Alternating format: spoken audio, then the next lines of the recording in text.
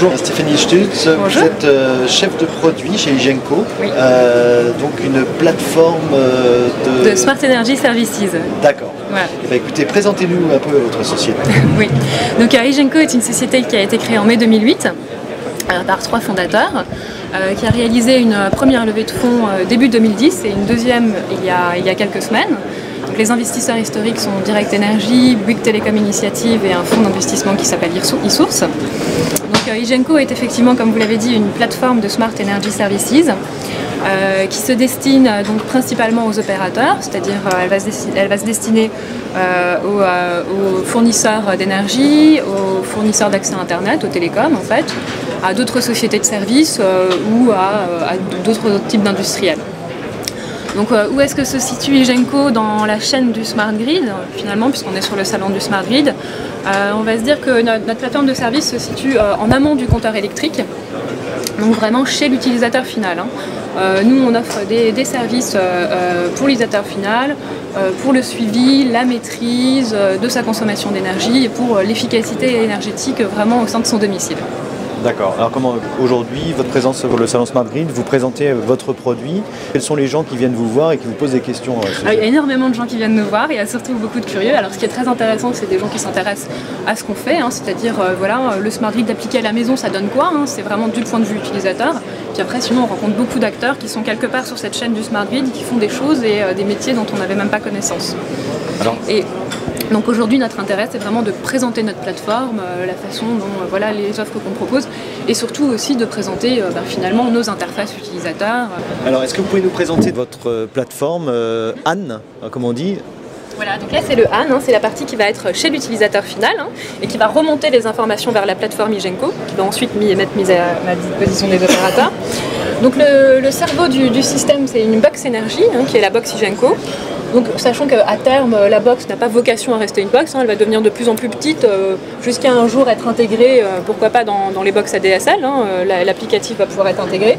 Aujourd'hui en tout cas, on a une box qui va communiquer avec un ensemble d'objets qui vont être intelligents, dont notamment la Pulse, qui est une sonde d'énergie qui va s'installer sur le compteur électrique. Donc qui s'installe, qui est déjà opérationnel avec les compteurs électriques électroniques existants et qui va s'intégrer demain dans les compteurs Linky, dans les compteurs communicants. On a ensuite des plugs qui sont des prises intelligentes qui vont mesurer la consommation des appareils, des détecteurs de mouvement, d'ouverture, de température, d'humidité. On a aussi un thermostat communicant qui va permettre de piloter sa chaudière, donc depuis le web et depuis le mobile. Donc ce qu'il faut savoir, c'est que l'ensemble de ces objets communicants communiquent avec la box via le Zigbee, qui est une norme radio, donc à faible consommation, qui est tout à fait adaptée à un environnement domestique. On travaille aussi sur d'autres objets qui vont eux permettre de mesurer les consommations donc de chauffage et d'eau chaude sanitaire, un petit peu des gros appareils qui ne peuvent pas être mesurés avec des plugs classiques. Voilà, donc tout ça communique en Zigbee.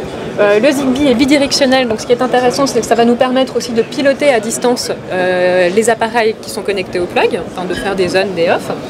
Voilà, donc tout ça communique avec la box ADSL du foyer, soit en Ethernet, soit en Wi-Fi, et ceci va nous permettre de mettre à disposition l'ensemble des informations donc de consommation, d'énergie du foyer sur les interfaces qui sont déjà disponibles dans chaque maison, qui sont le web, la TV connectée, le mobile pour un petit peu le pilotage à distance, et puis les tablettes bien sûr. D'accord. Voilà. J'ai cru comprendre que vous faisiez en fait de l'analyse comportementale de consommation d'énergie. Oui. Donc vous pouvez détailler, développer un petit peu? Alors en fait, je pense qu'on va le voir à travers nos interfaces, mais vous voyez qu'on remonte pas mal d'informations. Après, on peut, en fait, toutes ces informations vont être traitées côté Igenco. Donc on va avoir un gros travail de traitement des données, de classification des données, on peut dire même de data mining. C'est-à-dire que, bon, je vais vous donner une application concrète.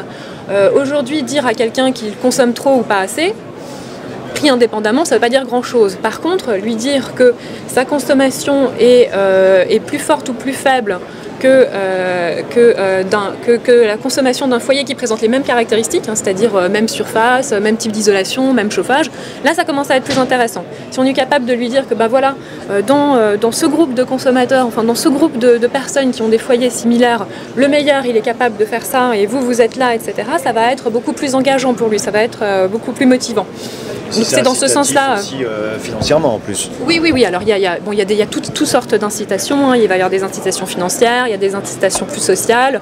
Il y a la volonté de faire mieux, aussi bien que son voisin. Il y a la volonté de faire comme tout le monde. Donc en fait, on va jouer sur toutes ces. Voilà, il y a la volonté de faire mieux pour la planète. Où là, on va mettre plus en avant le CO2 économisé. On va jouer sur tous ces canaux de motivation pour vraiment engager le consommateur.